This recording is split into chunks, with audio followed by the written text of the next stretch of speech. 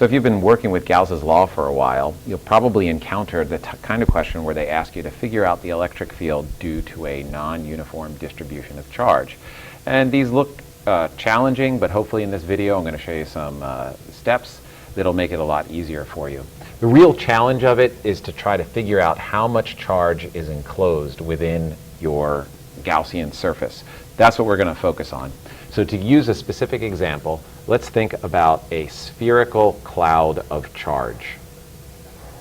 The charge is not uniformly distributed within this cloud, so the problem would have to give you a formula for it. Let's say the formula is that the density, rho is our symbol for density, the density of the charge is equal to 2.5 r squared, just to make an example. So let's think about what this means. What this means is if the radius is 0 right at the center, there's no density. Let's say a little bit further out at a radius of 1 meter. This equation tells us that the density would be 2.5. If you go even further out at a radius of 2 meters, this equation tells us that the density would be 10. So you can see this equation is telling us that the further we go from the center, the denser, the thicker the charge is. So how are we going to figure out the total charge in this distribution? Well, the first step is to divide the shape into smaller pieces. And the key is that each piece should have the same density throughout it. So thinking about our spherical distribution of charge, how could we break this up into smaller pieces so that each piece has the same density throughout it? It says use the given density equation as a guide. That was our equation that says that density is equal to 2.5 r squared. Thinking about what I did on the last screen, let's say at 1 meter, everywhere in this cloud that's 1 meter away from the center has the same density. This is what I mean by using the equation as a guide. This r is a variable. If you put in a specific value for r, like 1 meter, then every location at that distance from the center has the same density. So what kind of a shape does this create? Well, it looks like a circle, but that's because I'm drawing in 2 dimensions. Remember, if this is a true sphere, then everywhere that is 1 meter from the center actually makes a hollow shell. So that's what we're going to have to do. We're going to have to break this shape up into a bunch of hollow shells. And these hollow shells, this is really important, they have to be infinitely thin. Because if it's 1.1 meter away from the center, that's going to give you a different density. If it's 0.9 meters away from the center, that's going to give you a different density. Even if it's 1.01 meters away from the center, that's going to give you a density. So we need to have hollow shells that are infinitely thin. What's the next step? Well, the next step is to use the volume charge density formula. What's that? It looks like this. Density is equal to charge divided by volume. We take the total charge divided by the total volume, and that gives you how much charge per volume. We're going to use the volume charge density formula to write an equation for the amount of charge in each of those shells, each of those hollow shells. Now, remember, those hollow shells are infinitely thin, which means that technically, in mathematical language, we have to put a lowercase d in front of that v. Now, this is a calculus symbol that you should be familiar with. That lowercase d means that what follows is infinitely small. So we're really talking about an infinitely small volume. How much charge can you fit on an infinitely small volume? An infinitely small amount of charge. So if you take the infinitely small amount of charge on your infinitely small volume, you're going to get that density. What we really want to figure out, though, is what's the charge. So let's use our algebra skills. Let's multiply both sides of this equation by dv.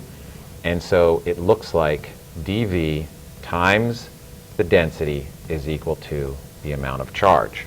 Now, that's just the amount of charge on one of those thin little shells. So to get the total amount of charge on all of the shells put together, we have to add all those tiny little bit of charges together. And when you add something together that's infinitely thin, we have to use this special symbol. This is the integration symbol.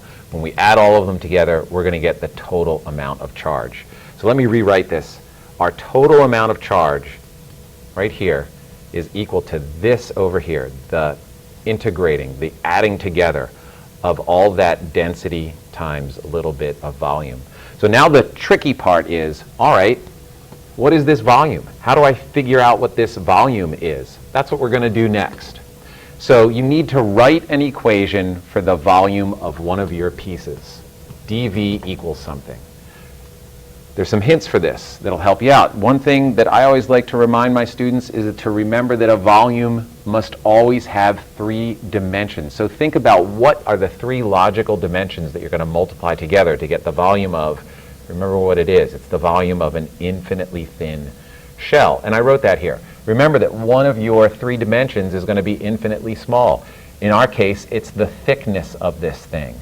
So we're going to represent that by d something because it's infinitely small. Well, what it is it's a little tiny piece of the radius. If you divide the radius up into tiny little pieces, this thickness is a little tiny thin piece of the radius. So we'll call it dr.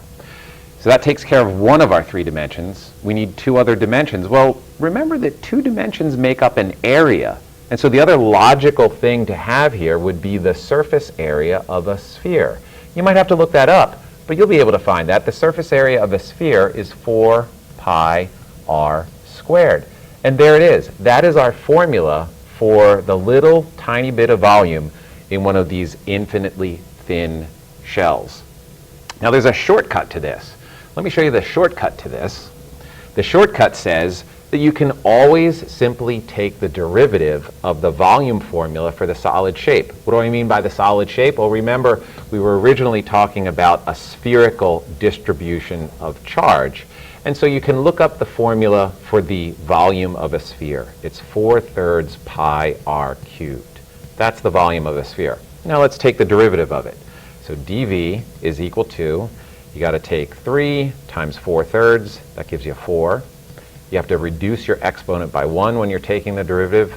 That's r squared. And you got to take the derivative of the variable, which is dr. So there it is. That's exactly what we got on the previous screen by thinking it through logically. So either way should work. Think it through logically or simply take the derivative of the solid shape that you're working with. So now we're ready to put it all together and to solve this problem. So the equation that we came up with a few screens ago was that the total charge is equal to adding up all of the density times volume. So we just figured out that the volume, the little bit of volume of one of those thin shells, is 4 pi r squared dr. And at this point we should put in the density formula that they gave us, which was 2.5 r squared. And we are ready to go with this. Let's pull out all of the things from the integration sign that are not variable. So 2.5 times 4, that's 10. We've got a pi there. Then we have r squared times r squared, that's r to the 4th, times dr. We should think about our limits of integration. We're going to go from the center, which is at 0, to whatever radius we want to, so I'll symbolize that with an r. And so when we do this integration, the 10 and the pi stay there. R goes to the next higher power, which is r to the 5th. You got to divide by that new power, so I'm going to put that over there under the 10, and we're going from 0 to r. When you put in those limits of integration, we're going to end up with 2 pi r to the 5th. And that's it. That is the total amount of charge enclosed.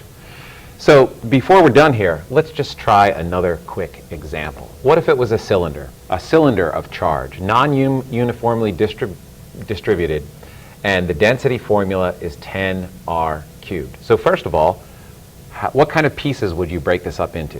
Think about that for a moment. Well, if you answered that they'd have to be infinitely thin, hollow, cylindrical shells, you were right. Because if you think about this formula, anything at the same radius has the same density. So if you plot all of the points in space that are at the same radius, then you get a hollow cylinder. So what would the volume formula be for that hollow cylinder? Think about how you would do that.